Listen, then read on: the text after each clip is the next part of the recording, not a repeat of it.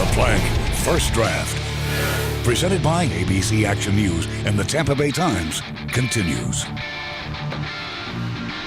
And welcome back, everybody. I'm Tom Korun from ABC Action News, joined by 4 members of the Tampa Bay Times staff here, sports staff, and Matt Baker on my far right, Tom Jones here to my right, Rick Stroud and Greg Auman. We've talked a lot about Jameis Winston, but now it's time to talk about Marcus Mariota. Rick, why don't we start out? I think people have their interpretations of this kid. I know I did, but you went to Hawaii. You had an opportunity to find things out that may put a lot of his persona in perspective. Yeah, let's be clear. I was on vacation, but I did go to Hawaii. I didn't want to bring that up. I spent time at his high school, which was fascinating because I got to go to St. Louis High School, which is an all-boys school. And over there, I mean, Mariota is almost like he's almost like a Jackie Robinson, if you will. And I mean it in this sense, is that for years, scouts, even in colleges, would come to Hawaii and they would look for linemen. They would look for offensive linemen, defensive linemen. And the quarterbacks that did go and play never made it to the NFL, really, and had any success. And so here's a guy that comes in as a quarterback. Not only does he succeed, but he wins the Heisman Trophy. He plays for a national championship, and he's going to be one of the top 2 picks in the draft. So now you have scouts going back there in college, and in fact, the quarterback at St. Louis High School right now is being recruited by USC and everybody. And suddenly, for Hawaiians, this is a big deal. But a lot about what you get about Marcus Mariota is about how quiet he is, can he lead, these things, apart from the offense he ran. And I'm here to tell you what I found out about it is that so much of that is cultural. His dad is Samoan. They're not people that are very boastful. They believe that you have to earn everything before you really arrive. And so I think there was a lot of as they say, Marcus doesn't light up the room the way Jameis does. But I think to some people, that's attractive because he's also very cool under pressure, and he doesn't panic, and he just kind of, he's part of the team. Would you think that his persona would resonate into a veteran NFL locker room easier than a Jameis Winston who walks in and... I think they both would have to earn it. I think we both have to earn it, but we've seen quarterbacks around the NFL. Aaron Rodgers is not a very boisterous type of guy. Joe Montana is one of the great leaders of all time. He's not a yeller and a screamer, not a big rah type of guy. If you can go out and play, I think that you're going to get the respect of your teammates. Absolutely. And Mariota, it hasn't hurt him at any point up to now. His demeanor, he hasn't kept him from being a leader, being a successful quarterback. It's not that he's going to have to change it all. I think humility can be an asset in the NFL, and I think his work ethic will get him the respect of his teammates, whether he's vocal or not. Absolutely. Tom Brady can be fiery, but maybe the best quarterback in the league. What's he most famous for?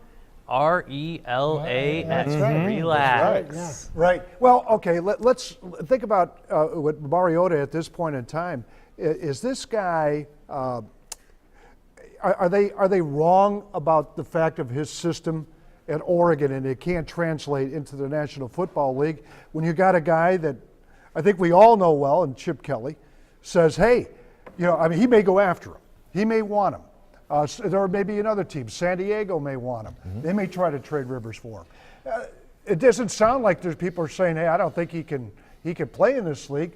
He may be able to play. He might be able to play, and I think certainly there are smart enough people in the NFL they could make it work. But at the same time, if a guy's never done something before and you're going to ask him to do it week 1 of the NFL season, to me that would be a bit of a concern. Going underneath going under center, calling plays in a huddle, working out of a huddle. He's never done it, Tom. But I think some of that, to be honest with you, Tom, I think some of that's overblown. So do Absolutely. I really do too. Listen, the guy, they put him on a chalkboard. They say his football IQ isn't that much worse than Winston's, who's supposed to be up there with Andrew Luck. They say that the route concepts, when you really get in the Oregon offense, I like the John Gruden, man. That guy, he loves them. I mean, he had him in the chalkboard. He saw what he can do. He would rather have a Marcus Mariota because of his athleticism, way better athlete. I could sell Marcus Mariota probably better than Jameis Winston if I could convince you he can play quarterback in this league. But if you ask most NFL head coaches and most NFL organizations and say, what would you rather have, a classic drop back type passer or a guy that runs around and spread, even though that's the wave of the future, it would seem, you tell me what they're going to say. I'm telling you, they all would say, I'd rather have Andrew Luck than Colin Kaepernick. I'd rather have Ben Roethlisberger than RG3, and not just because of their styles. Absolutely, but NFL coaches by nature are a risk-averse people, because if they go out and make it a big risk and they screw up, then they're calling your show every morning and they're writing to us and talking to you guys like, what the heck were they doing? But the fact is, I've got a big piece coming in Sunday's Tampa Bay Times about this. The whole thing is a complete coin flip. It's so unpredictable, because for every example of someone you can say who had this quality, I can find you an exact opposite guy who had the same success. You say spread quarterbacks can't work. Drew Brees ran a spread at Purdue. You say running quarterbacks can't work. Well, Colin Kaepernick went to a Super Bowl. I mean, it's just so unpredictable. It all comes down to the exact player, what scheme he's in, the talent around him, and how much time you give him to prepare. I think it's funny because you mentioned that. There's a kid out in Seattle, Russell Wilson, who, to me, if I want would I want him on the Buccaneers? Not a right pocket now? passer. I don't care. Right. Doesn't bother me. Undersized. It doesn't bother me. I just think, and that's why I'm glad that they got Dirk in, because you need to have somebody that will adapt to the players. I just think it's been far too long that they've tried to put a round peg in a square hole. Yeah, if you look at Dirk Cutter's history, I think he's adapted very well. In Jacksonville, whether it's Fred Taylor or Maurice Jones-Drew, he's been a run-first guy. He gets to Atlanta, doesn't have that same thing. It's a downfield passing offense. And obviously Matt Ryan has had a lot of success in that offense. So I think he's going to not change everything, but cater his offense to the strengths of the players he has. And Winston is someone that can fit into that well. Here's the other thing. The NFL is moving more towards the college game because it starts in high school. These kids, none of them are under center. They're all taking shotgun snaps. What did Tom Brady do in the Super Bowl? He's in the shotgun 80% of the time. So what are we talking about? The guy, you can't do play action, turn around, spin around, read the safety. I mean, yeah, you're going to have to learn all those things. I'm telling you, I have been sort of convinced by a lot of people that are very smarter than me that Mariota is actually going to do very well in the NFL. Now, he doesn't have the arm strength, and he'll do it a different way.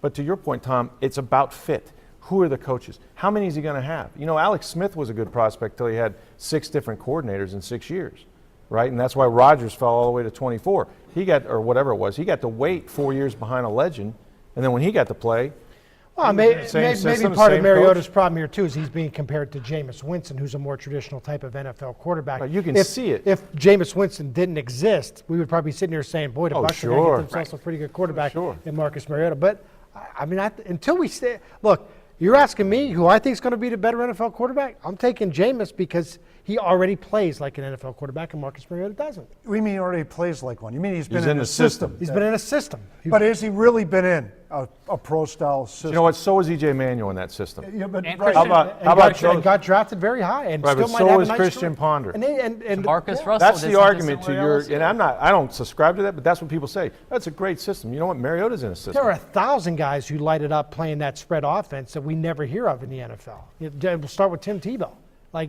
Well, I just named 3 guys that can't play quarterback in the NFL that were in Jimbo's system. They're in, but E.J. Manuel's Manuel still in the league. Can't play. He's still in the league. Manuel's an example of getting drafted high. Okay, I'll give you Christian. Jamarcus Russell was The best player Jimbo had until now in the NFL was Matt Flynn. Yep. How about that? I'm just telling. Of course, Oregon's never had a Who quarterback. would you rather have, Jameis or Marcus? No, I'm Mariota? saying these are your detractors. Like, you can't go by, system and way. I can. I'm afraid of to your spread point, offense guys. you can see it. That's what's different about this, is that how many guys coming out of college can say, he checks protections, he does 3 and 5 step drops, he can spin his head around, he's accurate downfield, he can read the backside coverage. Yeah. You can see it. You're not projecting anything. Right. That's what and maybe Marcus will be able to do that. Yeah. I just haven't. You can't see it as often. That's right. All right. Is there anything about Marcus Mariota that you guys don't like? Yeah, the fact that he's never been in a huddle before. I don't like that. What do you mean? It matters to me. Let me get this straight. What? Your concern Since high school.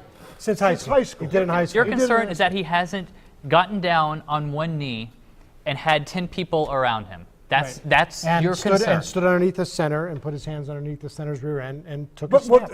I tell you what, if I'm Dirk Cutter, if this guy's comfortable in the shotgun, we're going in the shotgun. Why would you not cater it toward him? Probably will have to have a system early on that he's more comfortable in. But you're asking me what I don't like about him. Character-wise, he's off the charts, and it seems like a good kid and a good leader and all that. I haven't seen him play in a system that I think is conducive to the National Would it Football be League. advantageous for them to, if they do take Winston, which we're pretty darn sure they are, that they put him in a shotgun? Because he's not exactly fleet of foot. By the time he drops back, he could be under pressure. Maybe it might be easier for him to be able to adapt to the National Football League by being in the shotgun. He was in the shotgun some at FSU. It's not like it was. To me, he's Ben Roethlisberger. That's who he reminds me of. He's big, he's strong, he can move around, he can extend Can he plays. take those hits, though? Can he? Well, That's we'll what find people out. question. Yeah, we'll find out. But he certainly has the size to do so. Some people also, I'm sorry, man, but you tell me about this. This is something you can answer.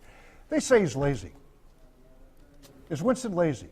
Does he just kind of go on his own abilities and not really the kind of guy that you think is going to be, that you really need to be a professional quarterback?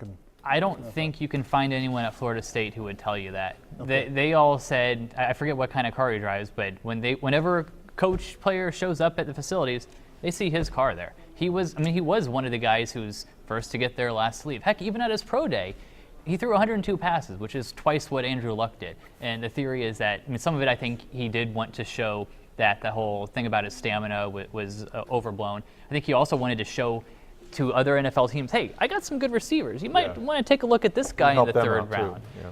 But I also think he's, that's just who he is. He wants to go play football. Lazy is not the word I would use by far. Yeah, the person I really like to, I guess I'd like to talk to right now would be Vincent Jackson, because he obviously had an opportunity to meet Winston. I don't think we've had an opportunity to talk to any player that's talked to him. I actually did talk to Vincent. Okay, well, and what's his interpretation? Loves them both. He loves them both. Yeah. Oh, there you go. You know why? Because they throw the football. Yeah. And they're going to throw it to him. And he was impressed with both guys. He's very excited. That's sort of Vincent's mentality, right? Sure. Look who he's caught balls from. Right. Since he's been in Tampa Bay, and he's been a successful receiver. And I think Vincent Jackson is a good presence for whichever rookie quarterback comes here. We asked a lot during the season, is Vincent Jackson worth the money he's going to be paid for the production he gets? And I think he's here in 2015 as much because he'll be a veteran presence. He'll be a role model in that offense. Maybe not in the same position, but he'll be someone who helps Jameis Winston, whoever that quarterback is, just from his experience and his leadership. Now, people are talking about that Winston will likely need some type of a mentor to be able to keep him in line or keep him in check. Sure. Derek Brooks' name has popped up, obviously with the FSU connections. Derek doesn't have time for this, does he? You know what? Is this for real? You know what? No, you're right, Tom. I don't know that Derek has time for, although I'm sure he would make time if he was asked. But I think it has to come from within the organization. When you talk about a Vincent Jackson or maybe a Mike Glennon or somebody who's already a professional football player who's on that team right now, I don't know that, quite frankly, as much as we all respect Derek Brooks, I don't know that Derek Brooks means that much to Jameis Winston. I don't think he means as much as maybe a teammate would mean to him. I think it has to come internally from the organization or somebody who's somewhere involved around the organization. But to get, I'm with you. I don't know that Derek Brooks, he might have a dinner with him, but they're not going to be I followed Derek hanging out around every one day, and I was exhausted. This guy has too much going on now. And I know his wife, Carol, God bless her, there's no way Jameis Winston's living with them.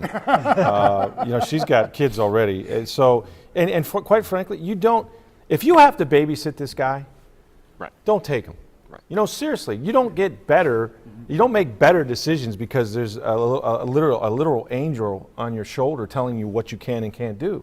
You have to make decisions on your own. Although we've seen it in a national football or in a national hockey league, which is a sport that I covered a long time, where it's very common for young guys, and a lot of times we're talking about 18, 19-year-olds, to live with families. And I think most of us agree that hockey players are probably more well-adjusted than any of the They start doing that when they're 14 and they start doing it when they're 15 14. years You're old. absolutely right. You're absolutely right. Yeah. But maybe, so I don't think it would necessarily be a bad thing for him to live with somebody, but yeah, I'm with Rick. I don't think it's going to be. No, I don't think it's going to happen either. Listen, we're going to take another short break. We're going to be right back. Hit us up on Twitter, #ThePlank.